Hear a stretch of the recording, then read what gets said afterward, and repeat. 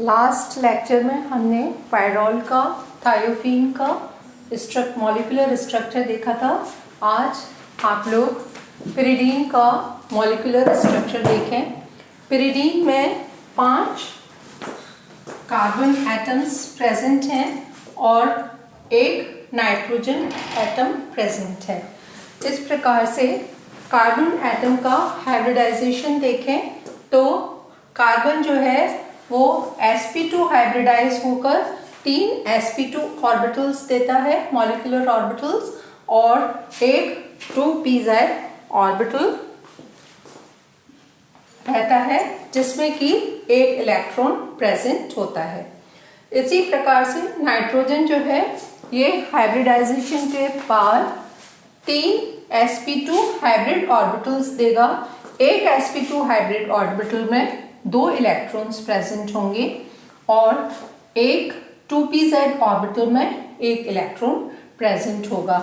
इसको हम sp2 hybridisation के अकॉर्डिंग बनाएं तो कार्बन जो है 3 sp2 हाइब्रिड ऑर्बिटल्स शो करेगा। इसके तीनों sp2 hybrid orbitals 120 degree apart होंगे, एक समतलीय होंगे, एक ही एक्सिस पर प्रेजेंट होंगे। इसका एक sp2 हाइब्रिड ऑर्बिटल जो है एक 1s हाइड्रोजन के एटम के साथ ओवरलैप करेगा और सिग्मा बॉन्ड फॉर्म करेगा।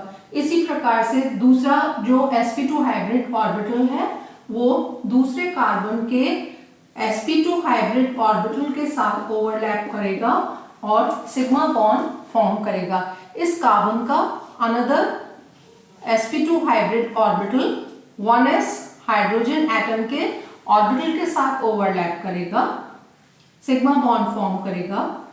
तीसरा जो इस कार्बन एटम का sp2 हाइब्रिड ऑर्बिटल है वो अनदर कार्बन एटम के sp2 हाइब्रिडाइज्ड ऑर्बिटल के साथ एक्सियल ओवरलैपिंग कर सिग्मा बॉन्ड फॉर्म करेगा।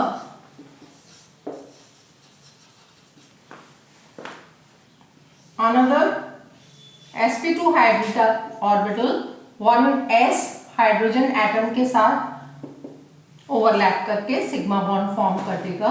और थर्ड जो इसका sp2 हाइब्रिड ऑर्बिटल है वो नाइट्रोजन के sp2 हाइब्रिड ऑर्बिटल के साथ ओवरलैप करके एक सिग्मा बॉन्ड बनाएगा। यहाँ पर एक नाइट्रोजन का जो sp2 हाइब्रिड ऑर्बिटल है उसके पास 2 इलेक्ट्रॉन्स प्रेजेंट होंगे या lone pair of electrons present रहेंगे, जिसको हम यहाँ आगे प्रदर्शित कर रहे हैं। और ये इसी तल में होगा जिसमें कि other sp2 hybrid orbitals present हैं। और इसके पश्चात इसका नाइट्रोजन का जो तीसरा बचा हुआ sp2 हाइब्रिड ऑर्बिटल है वो कार्बन के एक sp2 हाइब्रिड ऑर्बिटल के साथ ओवरलैप करेगा, दूसरा हाइड्रोजन के 1s के साथ, तीसरा अगेन यहाँ पर दूसरे कार्बन एटम के साथ ओवरलैप करेगा। इसका तीसरा मॉलिक्यूलर ऑर्बिटल हाइड्रोजन के 1s ऑर्बिटल के साथ हाइब्रिडाइज करेगा। इस प्रकार से इसका ये स्ट्रक्चर प्राप्त होगा। अब हम यहाँ पर देखें तो हम देखते हैं कार्बन एटम का जो pz ऑर्बिटल है ये परपेंडिकुलर है इस समतलीय एक्सिस के। मान लीजिए एक्सिस को हम बोर्ड के पैरेलल मानते हैं तो यहाँ ये इसके समतल है, ये इसके परपेंडिकुलर होगा। इसके पास एक इलेक्ट्रॉन है। इसी प्रकार से इस कार्बन एटम के पास एक इलेक्ट्रॉन है और नाइट्रोजन के पास एक electron in pz orbital. sp2 दूसरे एक्सिस में होगा, c ऑर्बिटल के पास एक इलेक्ट्रॉन। इस प्रकार से ये साइड वाइज ओवरलैपिंग करेंगे, साइड वाइज ओवरलैपिंग करके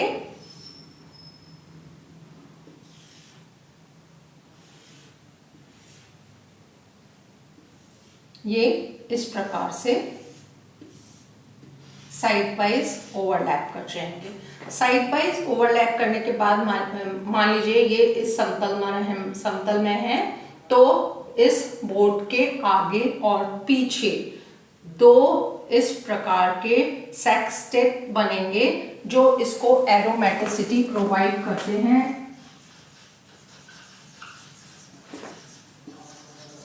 ये 6 पाई इलेक्ट्रॉन्स हो जाएंगे, 1 2 3 4 5 6 एरोमेटिसिटी देंगे।